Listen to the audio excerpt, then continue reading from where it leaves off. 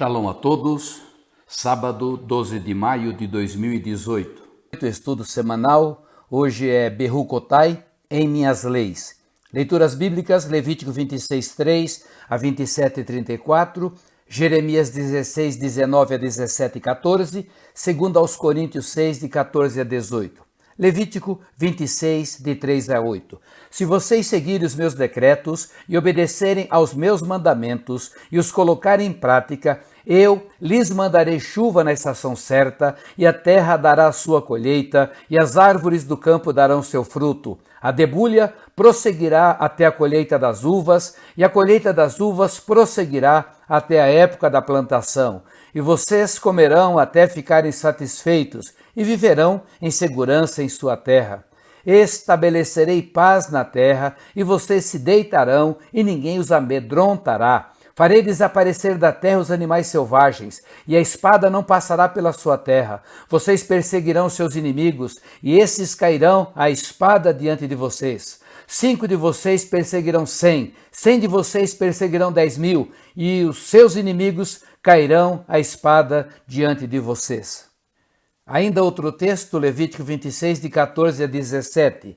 Mas se vocês não me ouvirem e não colocarem em prática todos esses mandamentos e desprezarem os meus decretos, rejeitarem as minhas ordenanças, deixarem de colocar em prática todos os meus mandamentos e forem fiéis à minha aliança, então assim os tratarei. Eu lhes trarei pavor repentino, doenças e febre que lhes tirarão a visão e lhes definharão a vida. Vocês semearão inutilmente, porque os seus inimigos comerão as suas sementes. O meu rosto estará contra vocês, e vocês serão derrotados pelos inimigos. E os seus adversários os dominarão, e vocês fugirão, mesmo quando ninguém os estiver perseguindo. Este é o último estudo do livro de Levítico. O assunto marcante é o futuro de Israel, o que vai acontecer ao povo com relação à sua obediência ou não aos mandamentos da Torá. Receberão as chuvas nas estações próprias, a terra será abençoada, dando seus frutos, e viverão em paz na sua terra, sem temor do mal. Após descrever as bênçãos provenientes da obediência aos mandamentos divinos, este texto apresenta as consequências terríveis se estes forem desobedecidos. Berucotai significa meus estatutos, minhas leis, meus regulamentos. Moisés apresenta ao povo de Israel promessas maravilhosas que poderiam ser conferidas no dia a dia dos israelitas. É muito importante entendermos esta porção semanal, pois é muito significativa para cada um de nós em nossos dias. Essas promessas se referem ao presente, não ao porvir. Fala do hoje, do agora e não da eternidade. Temos sido doutrinados com a teologia do céu, do futuro e das bênçãos espirituais. Elas são reais, mais que importantes, são vitais para a nossa fé. Efésios 1:3, bendito seja o Deus e Pai de nosso Senhor Jesus Cristo, que nos abençoou com todas as bênçãos espirituais nas regiões celestiais em Cristo. Mateus 5:12, alegrem-se e regozijem-se, porque grande é a sua recompensa nos céus.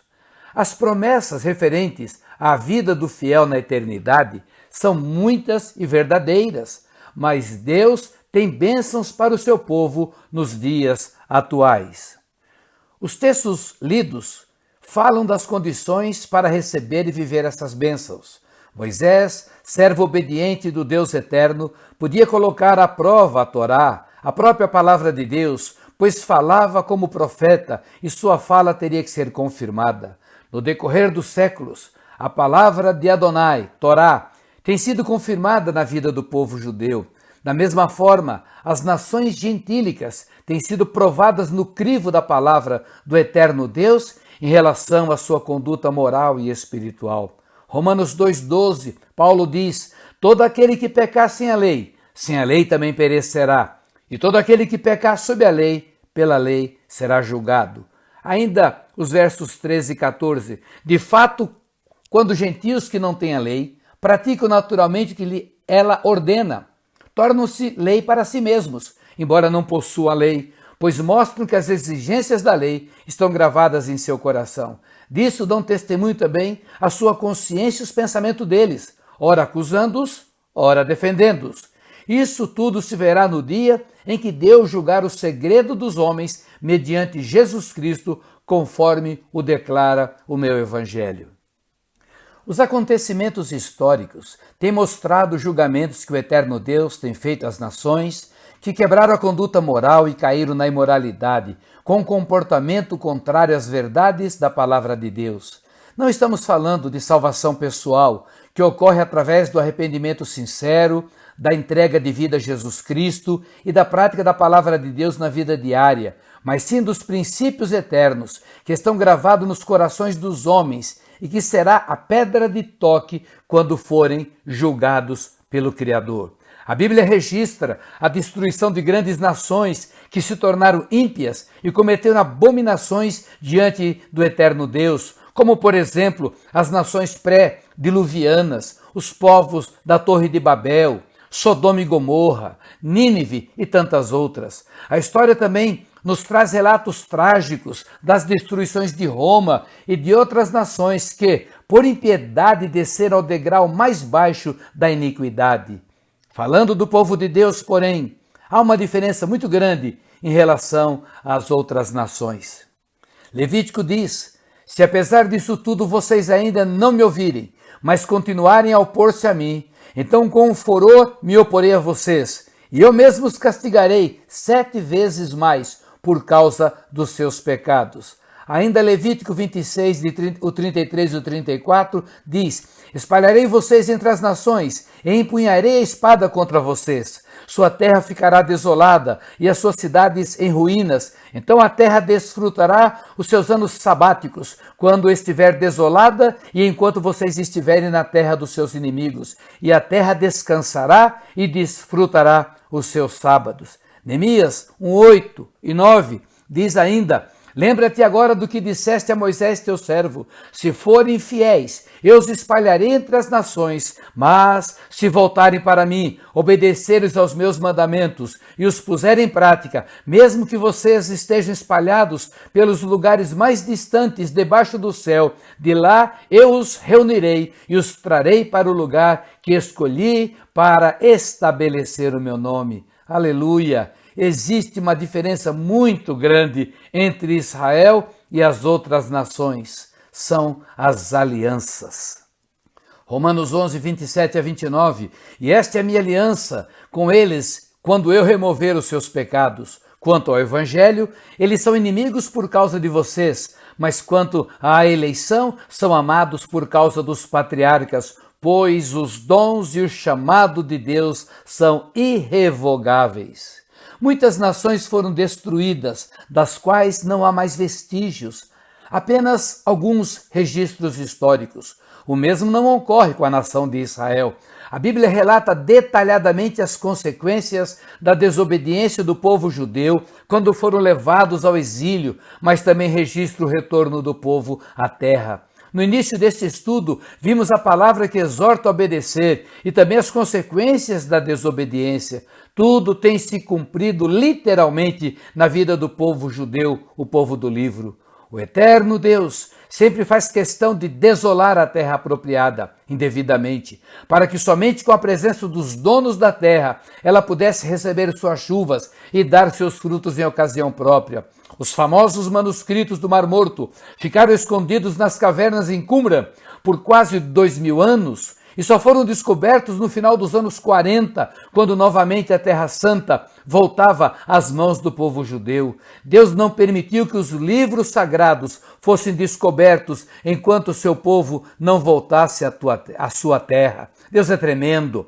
O povo judeu, mesmo em terra estranha, foi guardado por Deus. Desde a sua expulsão pós-guerra contra Adriano, 132, 135 da Era Comum, o povo foi peregrino em terra estranha, mas nunca perdeu sua identidade nacional, seu temor e devoção ao Deus único. Caminhou por terras estranhas, recitando o Shema Israel. Qualquer estudante sabe que uma nação exilada, longe de sua terra, sem seus símbolos nacionais, com a língua praticamente esquecida, não consegue sobreviver por mais de 500 anos e assimila naturalmente a cultura em que vive. Mas isso não ocorreu com Israel. O povo de Deus vive debaixo de leis divinas, em que as punições têm a finalidade única de trazer de volta os pecadores e nunca a exclusão para sempre. A conhecida parábola do filho pródigo, Lucas 15, de 11 a 32, é um exemplo clássico para demonstrar como funciona o coração amoroso de nosso Deus, sempre pronto a perdoar, a restaurar e a trazer seu filho de volta à bênção da família. Guardar os mandamentos é para filhos, não para perdidos. Guardar mandamentos não tem nada a ver com a salvação da alma. Quem deve guardar os mandamentos são salvos em Yeshua HaMashiach, salvos em Jesus Cristo. João 14, 21 diz: quem tem os meus mandamentos e lhes obedece, esse é o que me ama. Aquele que me ama será amado por meu Pai, e eu também o amarei e me revelarei a ele. Guardar os mandamentos é obedecer à palavra de Deus, que não é um jugo pesado, como muitos dizem, mas sim um jugo suave. A nossa fé em Yeshua HaMashiach, Jesus Cristo, nos leva a viver uma vida maravilhosa, uma vida de santidade, guardando os mandamentos, e nós somos abençoados por isso hoje aqui na terra, conforme as promessas de Deus registradas na Bíblia Sagrada. Muitos estão buscando as bênçãos e não sabem que elas estão disponíveis aos filhos. Apenas preciso descobrir o segredo para obtê-las e vivê-las. Esse segredo é a obediência. Deuteronômio 28, 1 e 2. Se vocês obedecerem fielmente ao Senhor, o seu Deus, e seguirem cuidadosamente todos os seus mandamentos que hoje lhes dou, o Senhor, o seu Deus, os colocará muito acima de todas as nações da terra. Todas estas bênçãos virão sobre vocês e os acompanharão se vocês obedecerem ao Senhor, o seu Deus. A palavra do Senhor do início, Gênesis, ao fim, Apocalipse, exorta-nos a guardarmos os mandamentos do Eterno, não de uma forma legalista ou por obrigação, mas com alegria e amor. Segundo João 6 diz: e este é o amor, que andemos em obediência aos seus mandamentos, como vocês já têm ouvido desde o princípio. O mandamento é este, que vocês andem em amor. Jeremias 16, de 19 a 21. Senhor, minha força e minha fortaleza, meu abrigo seguro na hora da adversidade. A ti virão as nações desde os confins da terra e dirão: nossos antepassados possuíam deuses falsos, ídolos inúteis, que não lhes fizeram bem algum. Pode o homem mortal fazer os seus próprios deuses? Sim, mas esses não seriam deuses. Portanto, eu lhes ensinarei. Desta vez eu lhes ensinarei sobre o meu poder e sobre a minha força. Então saberão que o meu nome é Senhor. Ainda Jeremias 17:10. Eu sou o Senhor que sonda o coração e examina a mente, para recompensar a cada um de acordo com a sua conduta, de acordo com as suas obras. Ainda Jeremias 17:14. Cura-me, Senhor, e serei curado. Salva-me e serei salvo, pois tu és aquele a quem eu louvo. Que passagens bíblicas maravilhosas. Elas se explicam por si mesmas, mostram a inutilidade dos deuses feitos pelas mãos dos homens e o grande desejo de nosso Deus único de manifestar-se e mostrar o seu grande poder. A palavra também nos mostra que Deus tudo vê, nada fica encoberto que não seja revelado e, mais ainda, irá recompensar os homens segundo as suas obras. A oração que está no versículo 14 de Jeremias 17 deve ser nossa oração diária. Precisamos começar o dia na presença do Senhor, quando nos apresentamos em nossa devocional, pedindo a Ele condições de vencermos todo tipo de tentação e problemas que virão no decorrer do dia. Devemos passar o nosso dia em comunhão constante, vigiando sem cessar, pois o inimigo de nossas almas não desiste. Também é muito importante que no final do dia façamos um balanço para podermos dormir uma noite em paz, debaixo do perdão e das bênçãos do nosso Deus. Segundo aos Coríntios 6, de 14 a 18, não se ponham em julgo desigual com descrentes, pois o que tem em comum a justiça e a maldade, o que tem comunhão pode ter luz com as trevas, ou o que comunhão pode ter luz com as trevas? Que harmonia entre Cristo e Belial? Que há entre comum entre o crente e o descrente? Que acordo há entre o templo de Deus e os ídolos? Pois somos santuário do Deus vivo, como disse Deus, habitarei com eles me porei entre eles, serei o seu Deus, e eles serão meu povo.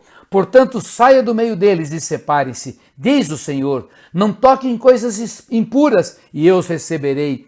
E lhes serei pai, e vocês serão meus filhos e minhas filhas, diz o Senhor Todo-Poderoso. A nova aliança nos exorta a vivermos uma vida de separação total para o nosso Deus. Somos um povo exclusivo, governados pelo Rei do Universo e templo do Espírito Santo. Mais que os nossos pais, somos obrigados a viver uma vida santa. Temos a Escritura Sagrada completa em nossas mãos e ainda gravada em nossos corações. Somos conhecedores dos tempos. Requer-se que o homem de Deus seja um fiel despenseiro. 1 Coríntios 4, 1 e 2. Guardar os mandamentos de Jesus Cristo e Yeshua HaMashiach é viver uma vida de amor, sem farisaísmo hipócrita. Separar-se do mundo não é ser ermitão ou uma pessoa isolada, e sim um embaixador de Cristo que vive no mundo, mas não pertence ao mundo. A consciência de sermos templo do Deus vivo é muito séria. A responsabilidade é esmagadora. Precisamos da ajuda diária de Ruach HaKodesh, o Espírito Santo de Deus. Ser templo é ser filho e filha do nosso Pai querido Senhor. Nossa oração sincera é que o Espírito Santo de Deus capacite cada um dos ouvintes a viver esta vida que agrade e glorifique o nosso Deus em tudo. Deus vos abençoe. Shabbat Shalom.